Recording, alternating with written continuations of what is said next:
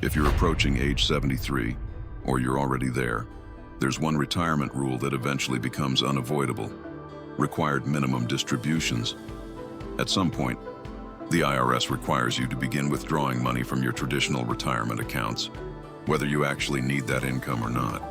And while most retirees understand that RMDs are mandatory, far fewer understand how they affect their overall tax picture. Because once RMDs begin, they don't just add income. They can influence your tax bracket, your Social Security taxation, your Medicare premiums, and even how flexible your retirement plan feels going forward. So today, I want to walk through how RMD rules work in 2026, and more importantly, how those required withdrawals shape your retirement taxes. Let's start with the basics. An RMD, a required minimum. Distribution is the minimum amount you must withdraw each year from certain retirement accounts once you reach the required age. As of 2026, that age is 73 for most retirees. This applies to traditional IRAs, CPRAs, simple IRAs, 401ks, and 403bs. It does not apply to Roth IRAs during your lifetime. The reason RMDs exist is straightforward. When you were working, you were allowed to contribute pre-tax dollars into those accounts. You received a tax deduction up front. The money grew tax-deferred for years. Eventually, the government wants those deferred taxes collected. RMDs are the mechanism that makes that happen, and the key word here is required. This is not income you choose. It's income you must take. Now, the calculation itself is not complicated. Each year, your RMD is based on your retirement account balance as of December 31st of the previous year, divided by a life expectancy factor provided by the IRS.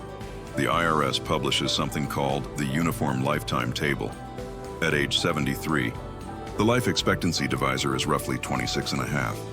So if your IRA balance at year-end was $800,000, your required distribution would be about $800,000 divided by 26.5, which comes out to roughly $30,000. That amount must be withdrawn, and that amount becomes taxable income in that year. As you get older, the divisor decreases, which means the percentage you must withdraw increases. At 74, the required percentage is slightly higher. At 75, higher still. By your early 80s, you may be withdrawing around 4 to 5% of the account annually. By your mid-80s, that percentage rises further. RMDs don't stay flat. They gradually accelerate over time. Timing also matters more than people realize. Your first RMD must be taken by April 1st of the year after you turn 73. But if you delay that first withdrawal until the following April, you still have to take your second RMD by December 31st of that same year. That means you could end up taking 2 required distributions in one tax year, and that can significantly increase your taxable income in that year. For many retirees, taking the first RMD in the year they turn 73, rather than delaying into the following year, prevents that bunching effect. It's a small timing decision that can have meaningful tax implications. Now let's talk about what really matters: how RMDs impact your taxes. RMDs are taxed as ordinary income. They stack on top of everything else you receive in retirement: pension income, investment income, rental income, part-time work, and potentially taxable Social Security benefits. Imagine a retiree receiving $35,000 in Social Security, $25,000 in pension income, and $10,000 in investment income. Without RMDs, they might comfortably remain inside the 12% tax bracket. Now, add a $32,000 RMD. That additional mandatory income could push part of their taxable income into the 22% bracket. Nothing dramatic happened. They didn't get a raise. They didn't sell a business. They simply turned 73 and followed the rules. But their bracket exposure changed, and that's just the first layer. RMDs also interact with Social Security taxation. Up to 85% of your Social Security benefits can become taxable depending on your provisional income. Provisional income includes your adjusted gross income plus half of your Social Security benefits, along with certain other income sources. When RMDs increase adjusted gross income, they can cause a larger portion of your Social Security benefits to become taxable. In certain ranges, each additional dollar withdrawn can increase taxable income by more than $1 because it pulls more Social Security into the taxable column. That's often called the tax torpedo effect. It's not a penalty. It's simply how the formula works. Then there's Medicare RMDs, also increase modified adjusted gross income, which is used to determine whether you cross Medicare IRMAA thresholds. IRMAA stands for Income-Related Monthly Adjustment Amount. When your income crosses certain levels, your Medicare Part B and Part D premiums increase. And here's the important part. Medicare uses a 2-year look-back. So your RMD taken in 2026 could affect your Medicare premiums in 2028. It's not unusual for retirees to experience higher taxable income, higher Medicare premiums, and increased Social Security taxation, all from the same required withdrawal. That doesn't mean the system is broken. It means it's layered. Now, what happens if you miss an RMD? Under current rules, the penalty for failing to take your required distribution is 25% of the amount not withdrawn.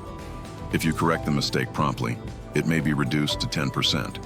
If your required distribution was $30,000 and you failed to take it, the penalty could be $7,500 before correction. The IRS can waive penalties if you act quickly and file the proper form explaining the oversight. But this is not something to leave to chance. Calendar awareness matters. The most powerful planning around RMDs actually happens before age 73. Between retirement and the start of RMD age, many retirees experience relatively lower income years. That window can be valuable. Some retirees evaluate partial Roth conversions during that period. Others intentionally fill lower tax brackets gradually rather than waiting for mandatory withdrawals later. By reducing traditional IRA balances before RMD age, future required withdrawals may be smaller. Smaller RMDs can mean lower taxable income, lower RMDs exposure, and less Social Security pulled into taxation. Once RMDs begin, they must be taken first each year. After satisfying that requirement, you can decide where additional income comes from. If you pull from a Roth IRA after your RMD is satisfied, that withdrawal doesn't increase taxable income. That flexibility can help manage brackets. For retirees who are charitably inclined, qualified charitable distributions, often called QCDs, offer another strategy. If you are over 70 and a half, you can transfer money directly from your IRA to a qualified charity. That distribution counts toward your RMD, but does not count as taxable income. For some retirees, this reduces adjusted gross income and limits Medicare premium exposure. So let's summarize what RMDs really do. They increase ordinary income. They can push you into higher brackets. They can increase the taxable portion of Social Security. They can raise Medicare premiums, and they gradually increase as you age. None of this is hidden. None of it is arbitrary. It's structural.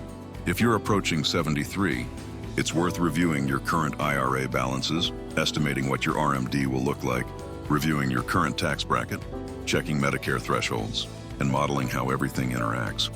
The earlier you run those projections, the more control you retain.